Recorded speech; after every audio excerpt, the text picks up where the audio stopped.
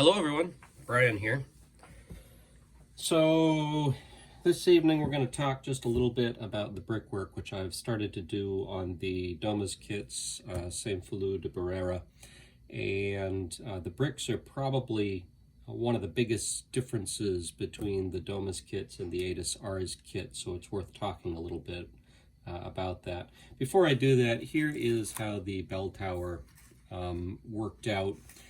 Some of you may have gone online perhaps and seen that the bells on the real tower actually seem to be mounted right into the stonework, right on the edge of the window here. And so you might wonder, well, why did I not take that approach rather than this? I did. I thought about it and I played with it and I looked at it. And one of the reasons is that the cross member here that's used to suspend the bell is not wide enough. So one of my first thoughts was, well, let's do the stonework up here and let's leave a little space there. Let's notch out one of the stones so that we can hang that bell right there like you do, like it shows when you look online at the real church. But the cross member wasn't long enough, and so then I was trying to think, well, do I make the window wider? Do I glue something to the back side of that will go into the stone on either side? And I don't know, nothing felt right, and so that's why I ended up doing that little woodwork piece in there that these things are hung on. I've said over and over again, I'm just going for an impression, and so I decided that this was the easier thing to do. The other concern I had is the casting. The bell casting is pretty wide, and when you look online, the bell, it looks like the stonework's thick enough that the bell is flush to the side of the tower, and I think these bells would actually stick out beyond it, and I didn't want to do that, and so that is why I put together the little hanging system in there. Just a creative decision. So here is the beginning of the brickwork. The stone wall going across the front of the landscaping, and then the brickwork on the side here. I decided to start on this corner and come out and around, and that's primarily because I wanted to do this stone wall first. I wanted to see how that stone wall, integrated with what was here, and so I started there and came around and went on to do that. It looks like the lines that I've got here that indicate how high the landscape should be is maybe 2 1/3 bricks high. And so I'm going to find a way to do that and raise the foam up so it's all level with that and carry on. What that means is I'm going to have a very thin layer of bricks across here. I'm going to have basically a layer all the way around that raises it just to that level. Even as I'm saying this now for the video, I'm thinking, well, there's no reason why I couldn't stop right here where I am, raise it up to that level, and just start working around the building there. I don't know. I'm gonna have to play with it. But anyway, the bricks. The biggest difference here is the bricks. So let's slide that aside. If you get a handful of Aedes bricks, they are all, except ones that are deformed like this, they are all very uniform in size. What we're looking at here is pieces that have the same width and height, and they vary only by length. So here in the box is one that is shorter. Here is one that is longer, but generally speaking, they're all the same size, and then you have, maybe 10% of what you get in any particular bag of bricks from Aedes varies like that. So now in contrast, if we just grab a handful of the Domus Kits bricks, the variation is significant. So hopefully you can see this on the camera. You know, we've got some square pieces here. We've got some large pieces. We've got some thinner pieces. We have got here a very thin piece. So when you begin divvying these up roughly by sizes, in terms of what you've got in the bag, you've got a much greater proportion of bricks that are that vary a lot from each other. So there we go. So we've got some very thin ones, we've got some moderately thin ones, we've got some pieces, and then we've got some of the larger bricks.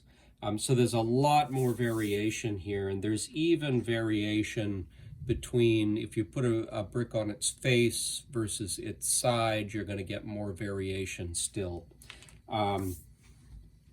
So, you know, when you look at the box covers for these and pictures and what have you, what you've got is a very rustic look out there. A lot of different pieces put together, a lot of gaps, a very, very rustic look. That's not what I prefer, and so I'm probably going to spend more time with this Domus kit, getting it bricked up, than I did with the Aedes kits, because once I decide that on this top row, maybe, that I'm doing these very, very thin bricks, you know, I've now got to root through the bag, and I've got to find enough of these very thin bricks to go along here and glue down. I'm not going to vary, you know, thin and thick and square. I'm probably going to do this much more uniform. The other difference is there's more bricks that are bent, that when they set up, they disform slightly, especially on these thin ones. And so what that means, if you want a very uniform appearance, is you're going to spend a lot of time coming in on each level and sanding everything down so that it's nice and level for the next one. And because there's variation, you know, even in the big bricks, there's variations in size.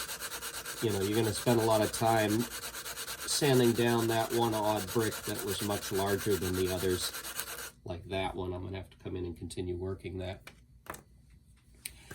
So there's more work to do here on the bricks than there is on the Aedes kits. The interesting thing about it, though, is there's more variation in brick color, and because there's variation in color and variation in sizes, by the time I'm done, there'll be more for your eye to pick up than with the Aedes kits. You know, 2 thick rows and a thin row, and, you know, another thick row, and then one that's 2/3 high row. There'll just be more for your eye to grab onto, and so it should be a very interesting look. So that's the beginning of the brickwork, and I will do a video in which we'll just show doing that work. Couple of other things to say. I did order a second Domus kit today.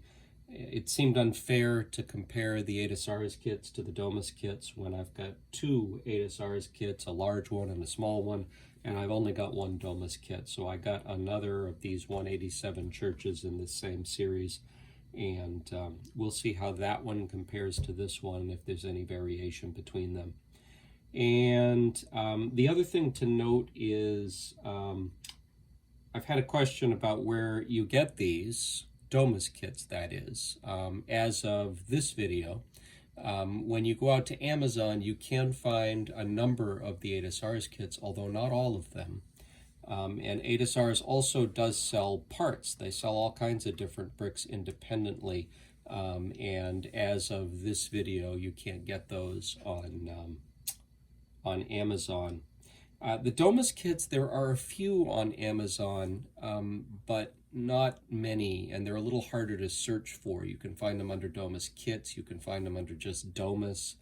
And then even searching those, they don't seem to come up consistently. So I don't know how it is about how they've been put on there. But there's much less variety there than there is in the catalog. When you take a look at the Domus Kit's website, they have Age of Sail as their US distributor. Age of Sail does primarily wooden ship kits. Really interesting company, a lot of beautiful kits. They do some other things. And in that category of some other things, they've got a pretty good selection of Domus kits. So that's where I went and ordered today. Easy site to order from. There were no issues there. If I had a critique for them, I wish they had larger pictures of the Domus kits. All they've got is very small pictures, and it's harder to get a good sense of what you're building and to see it from multiple angles. So Age of Sail, if you're listening, we would love to see bigger and more pictures of the kits you have available. So anyway, that's where you get them. There's only one distributor right now for them. Maybe that'll change over time. So anyway, there you go. Some of the brickwork that's begun, and how the tower turned out.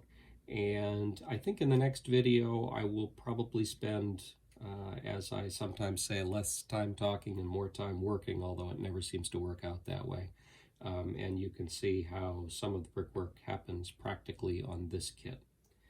So for the moment, that's all. Thank you for joining. Bye-bye.